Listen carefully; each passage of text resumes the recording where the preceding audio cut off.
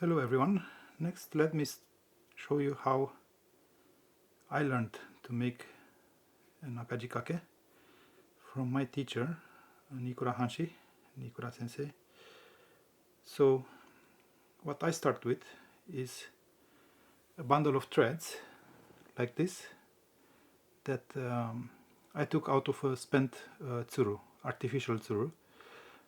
These are Xylon threads, and one of these thick tsurus I'm using for my bow yields about 4 to 5 bundles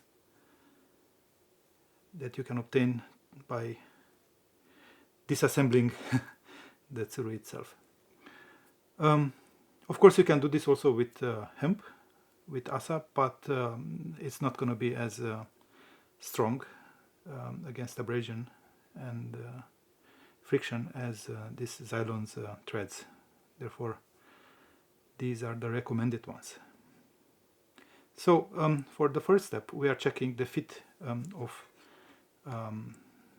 the arrow's hazu, the nock. So for that we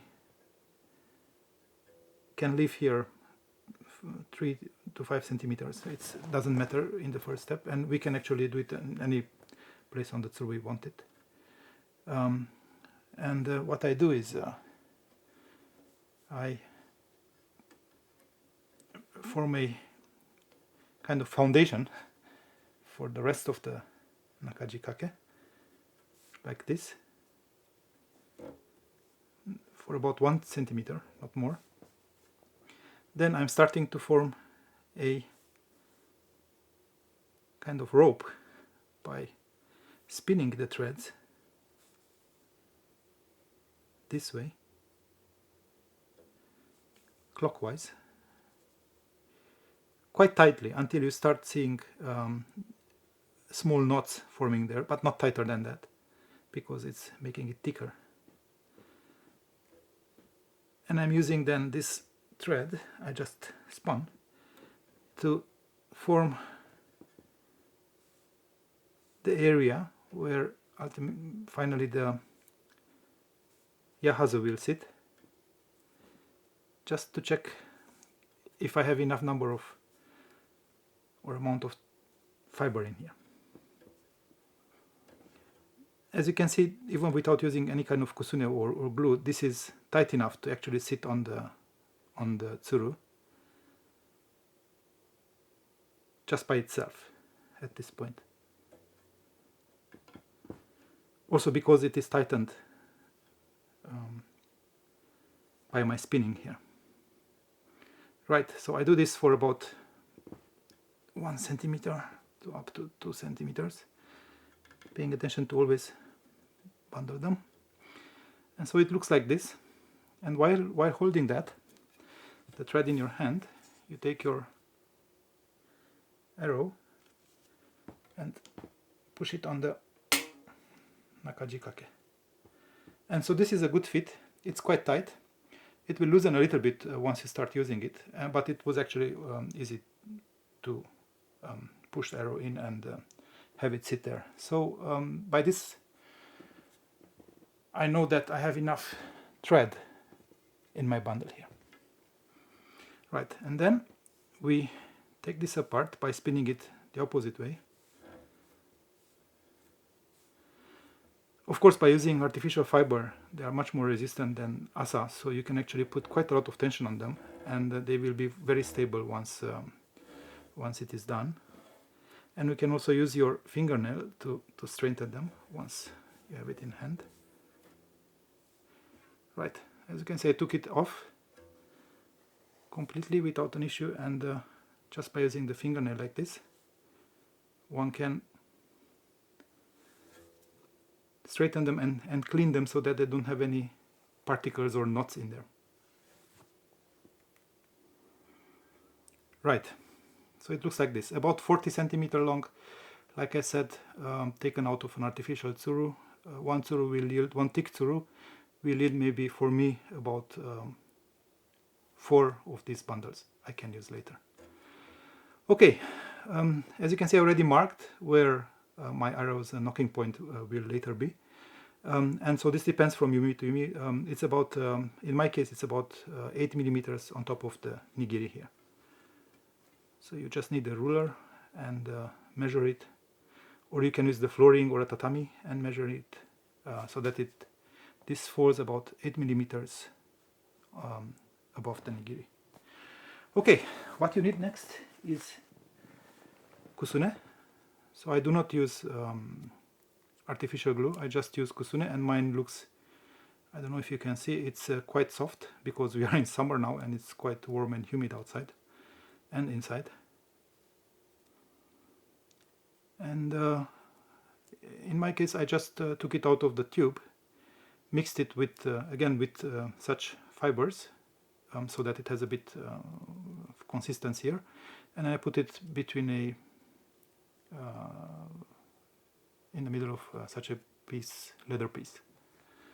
Okay, and then with the kusune you are applying it from your knocking point 3 to 4 centimeters above and maybe 7 to 10 centimeters below it. And so that looks like this. Apply it a number of times. With the friction it actually melts a little bit and it gets easier to apply.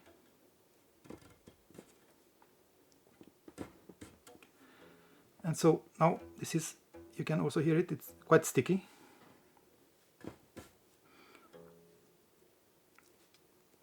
Yeah.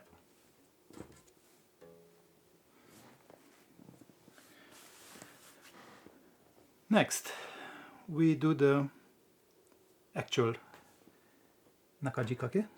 So let's take the bundle I just prepared, arrange all the fibers so that they are neatly starting from the same point, straighten them again and clean them from debris and other glue particles or whatever it might be in there. Right, once you have them straightened and flat, you place them maybe 1 centimeter, 1.5 centimeters above your knocking point and 2 millimeters off the tsuru, so just like this. And they will try to stick to the tsuru because of the kusune, so they will actually stick there. And you start making your nakajikake without spinning them in this position. So you go a bit towards up, arrange it so that it looks neat and clean, and then you spin it a bit more towards down so that you cover all the loose ends.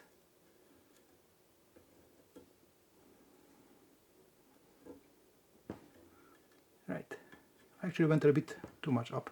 You can start 2 centimeters from your knocking point. One more. Okay, once you're in this phase, you can then again start spinning this bundle in order to form a thicker thread. Like I said, quite tight. And it should look like this.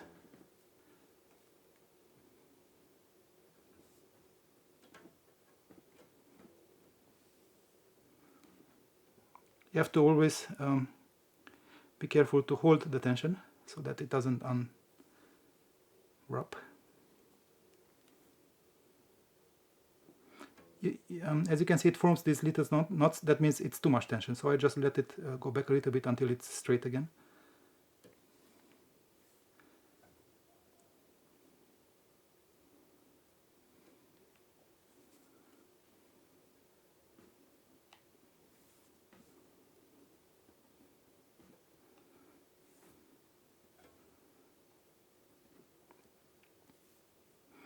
Personally, I found this way of making the nakajikake very robust and very resistant way. So in my case it lasts, although I'm shooting a relatively strong yumi, it lasts for many shots, and it only uses kusune, so it's actually not so fragile by bending, so it will not break even if you bend the tsuru, if it happens to bend there. The white glue, it's maybe a little bit more fragile after a while, but it has the advantage obviously that it will not mess up your kake.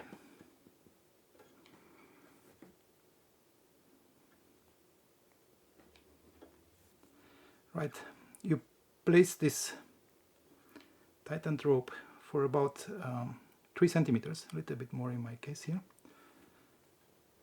and then this should be enough, with the knocking point now hidden behind, but the knocking point should be right in the middle of these 3 centimeters. Then again you unwrap it and you form your kake holding area like this.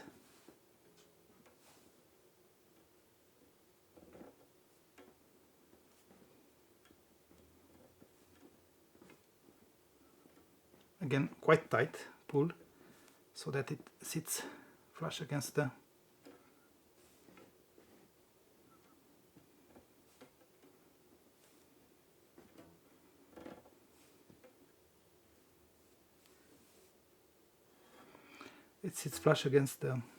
tsuru, or later we will flatten it again.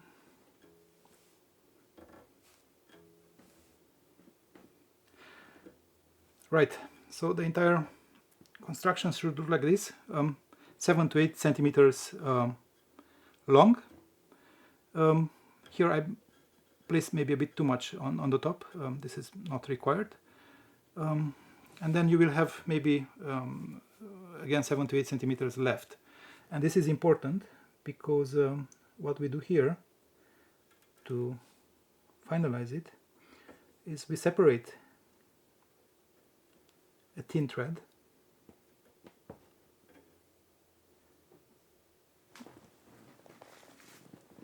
and then cut away the rest which is not needed.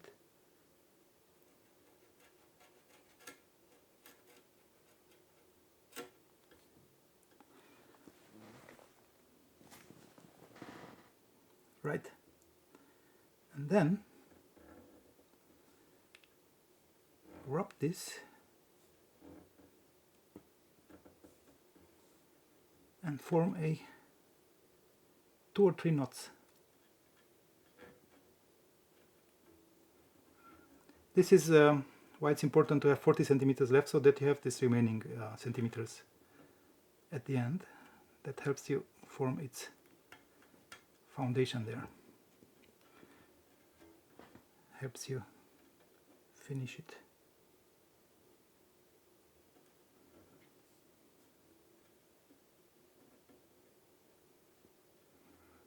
Do this 2 or 3 times.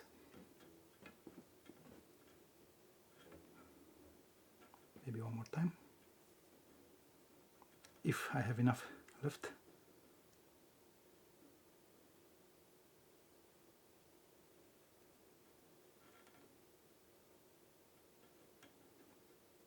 There we go.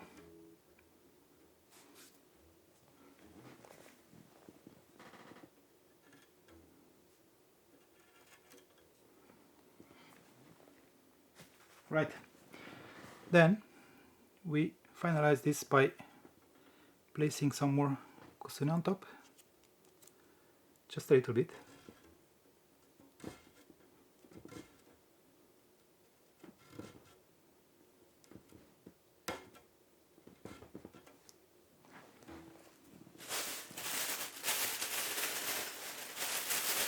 And then with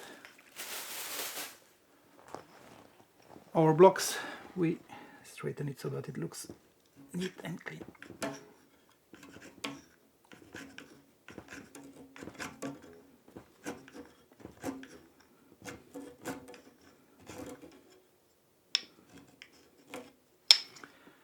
If some threads separate, you can always put some more kusune on them and then they will stick together back to the bundle.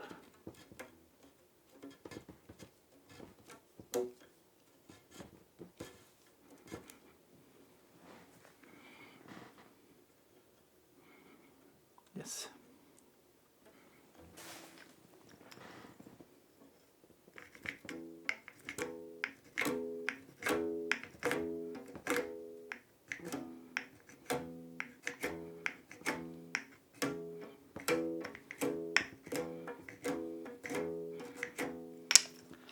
Right, check your fit again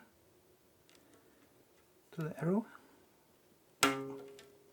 Yeah, this is tight enough. It can be removed, and it doesn't require extreme force to sit or to set. And then to finalize it with some waraji, we remove the kusune from, or we spread the kusune from the rest of the tsuru.